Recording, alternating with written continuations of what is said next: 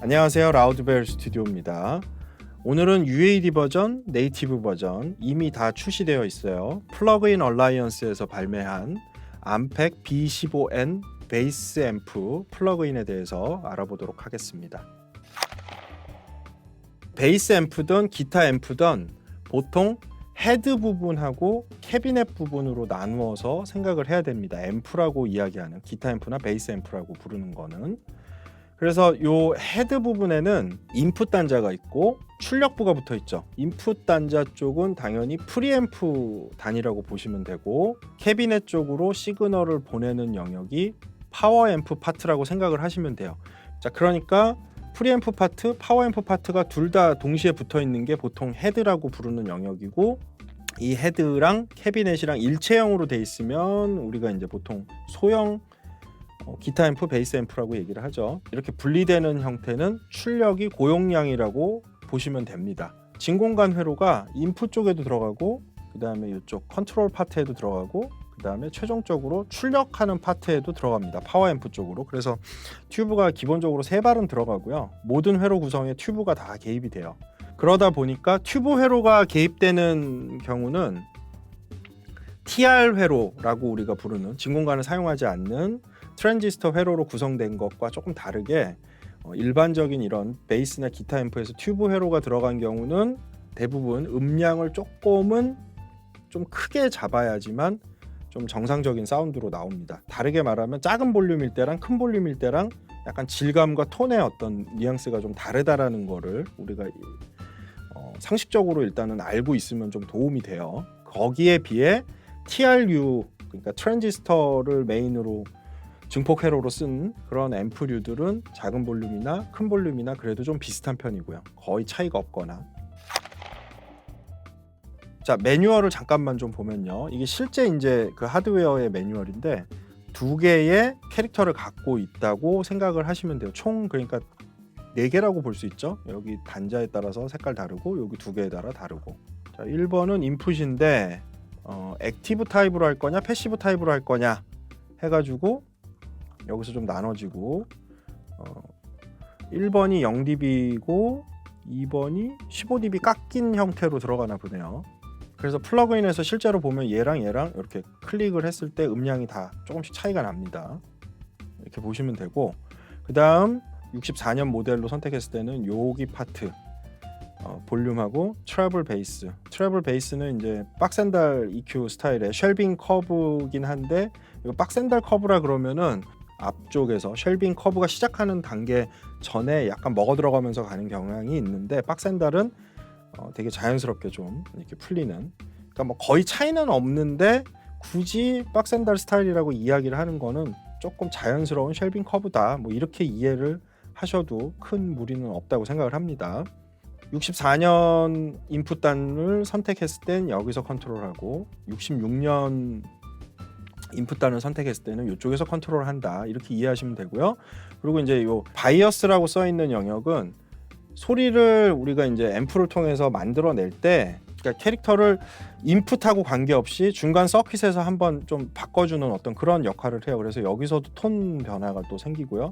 색깔로 이렇게 구분이 되게끔 그렇게 일단은 해놨습니다. 그리고 전체 온오프 스위치 있고, 마지막으로 여기를 한번 클릭을 하면 요 가운데를 이렇게 변해요. 그래서 실제 하드웨어에는 들어있지 않은 영역이죠. 게이트, 그 다음에 EQ, 로우컷하고 하이컷이 여기 붙어 있습니다. 필터가.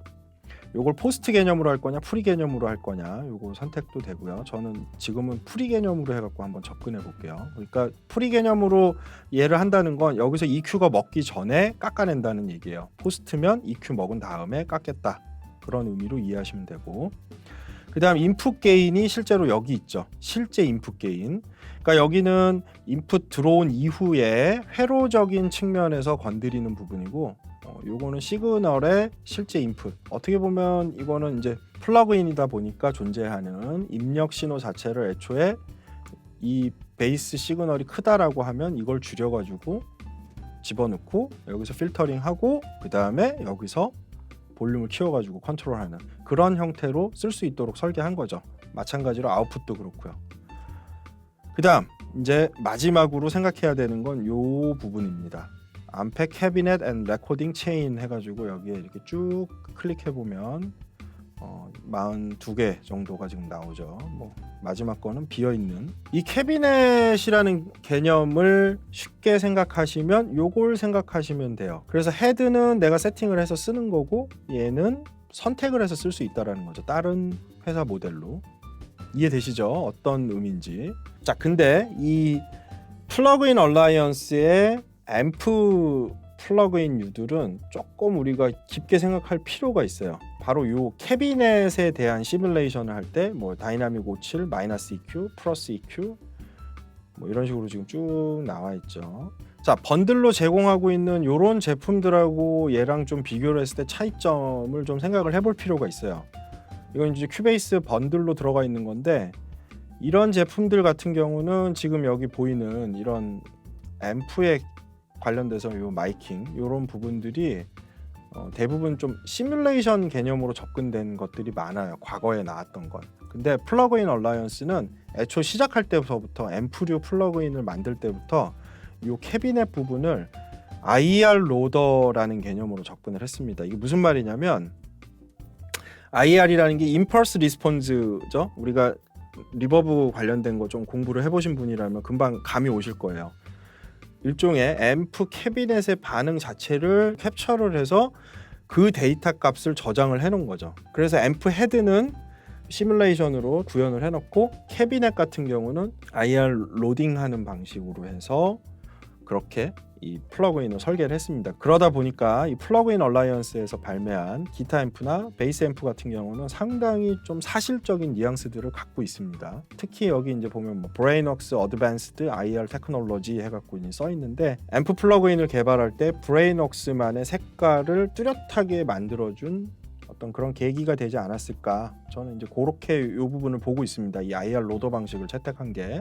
물론 그리고 지금 최근에 나오는 많은 그 디지털 플러그인이나 아니면은 그 하드웨어 방식으로 구현되는 디지털 이펙터들, 뭐 베이스 앰프든 뭐 기타 앰프든 그런 제품에서도 이제는 이 IR 로더 개념의 방식들이 많이 도입이 돼서 예전보다 훨씬 더 사실적으로 변한 거는 맞아요. 그리고 지금 이게 약간의 대세인 것처럼 움직이고 있다라는 것도 뭐 부정할 수 없는 사실이고요.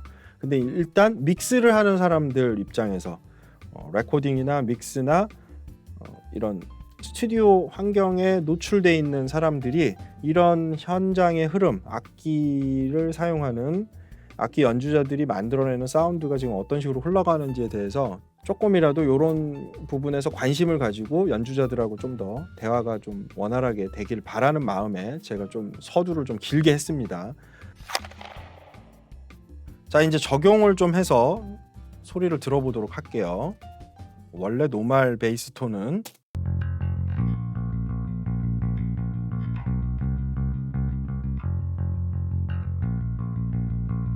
이런 식으로 이제 DI를 거친 톤이에요. 바로 그냥 생톤으로 녹음이 됐다는 거죠.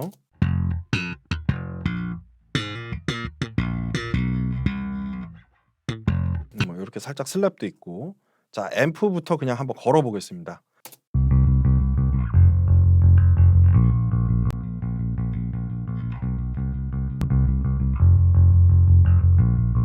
엄청 소리가 뚱뚱해졌죠. 레벨도 많이 커지고. 제가 이렇게 깎아 볼게요. 베이스 이쪽 저역은 좀 날려달라. 176Hz 이하는 좀 날리겠다. 이렇게 지금 먼저 해놓은 거예요.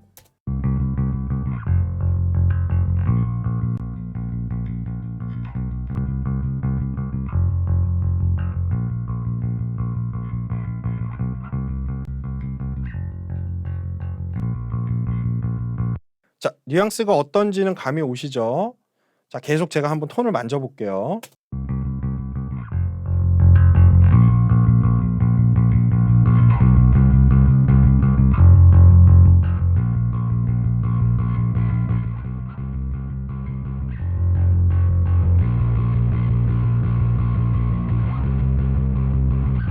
자, 이렇게 하게 되면은 생각보다 그 아주 헤비한 음악에서 쓰는 어떤 그런 베이스 톤으로 지금 살짝 바뀌고요. 드라이브감이 확 생기면서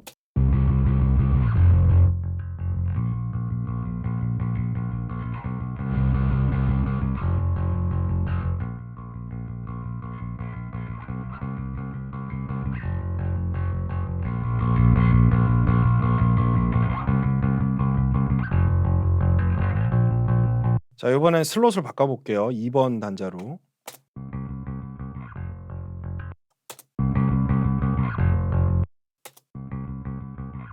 자, 아까 매뉴얼에서 잠시 언급했던 것처럼 이 하드웨어 오리지널 매뉴얼에서 언급한 것처럼 레벨이 확 떨어져서 지금 나옵니다.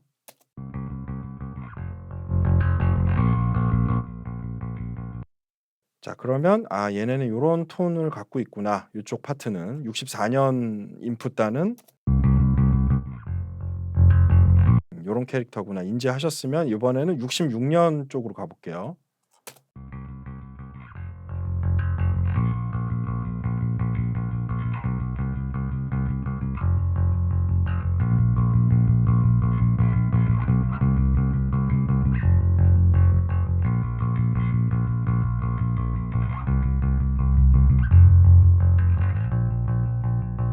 자, 둘이 지금 베이스를 한번 맞춰보려고 제가 EQ를 돌렸는데 이렇게까지 돌려도 지금 서로 다르죠. 얘랑 얘랑. 이제 얘가 조금 더 모던한 66년이 조금 더 모던한 느낌이고 64년은 되게 팻한 느낌이에요. 바닥 그러니까 이제 서브 쪽까지 에너지가 되게 많이 생성되는 어떤 그런 캐릭터를 갖고 있습니다. 그래서 지금 상황은 제가 봤을 때 이 곡에는 66년이 더 어울릴 것 같아요.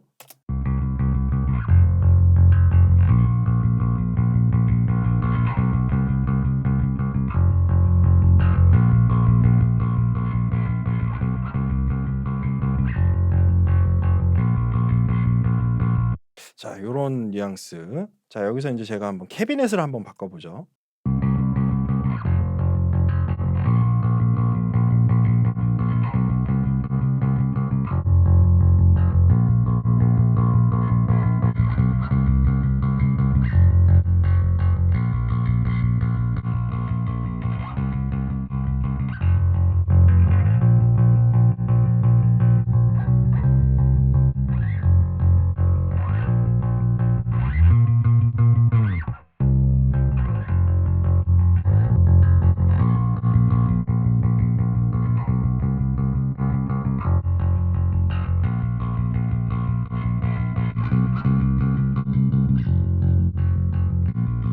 자, 소리가 엄청 많이 달라지죠. EQ가 매번 걸렸다 빠졌다 하는 것처럼. 자, 그럼 여기다가 또 요 바이어스 전압을 한번 바꿔볼게요.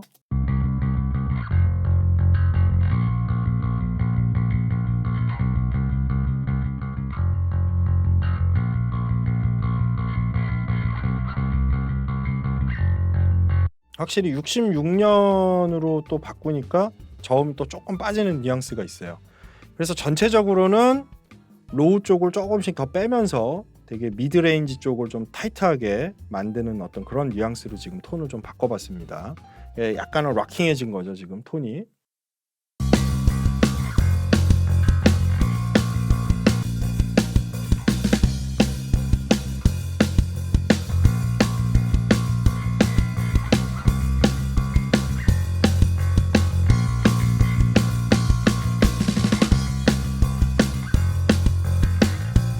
자, 벌써 이렇게만 들어보셔도 베이스 톤 메이킹을 어떻게 해야 되는지 금방 감이 오시죠.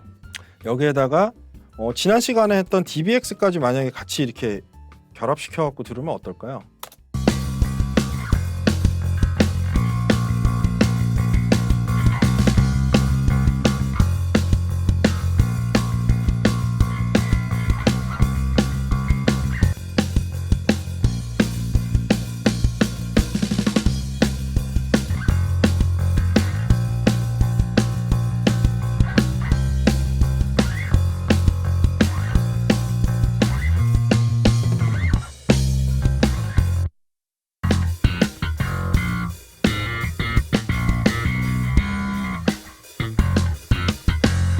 자, 이런 슬랩 부분은 오히려 좀 별로죠. 깨끗하게 나와야 되는데 지금 현재의 어떤 밸런스로는 드라이브감이 있는 어떤 그런 베이스 톤으로 바꿨기 때문에 슬랩 쪽은 어울리지 않습니다. 그래서 이렇게 톤 메이킹을 할 경우에는 여기 슬랩 영역은 이렇게 딱 잘라가지고 듀플리케이트 해서 이 영역은 조금 클린하게 그렇게 톤 컨트롤을 하시면 될 것 같아요. 자, 오늘 보신 UAD의 그리고 네이티브 버전으로도 나와 있는 암팩 B15N 베이스 플러그인 사용법은 이제 완전히 이해를 하셨을 거고, 그리고 약간의 히스토리적인 측면, 지금 앰프 플러그인들이 IR 로더 개념의 방식으로 흘러간다라는 거, 요거 잘 기억해 두시면 많은 도움이 될 겁니다. 오늘 플러그인에 관련된 이야기는 여기서 마무리하도록 하고요. 오늘 영상도 도움이 되셨다면 좋아요와 구독 한번 부탁드리고요. 다음에 또 재밌는 플러그인 강좌 혹은 재밌는 컨텐츠로 또 찾아뵙도록 하겠습니다. 저는 엔지니어 박문수였습니다.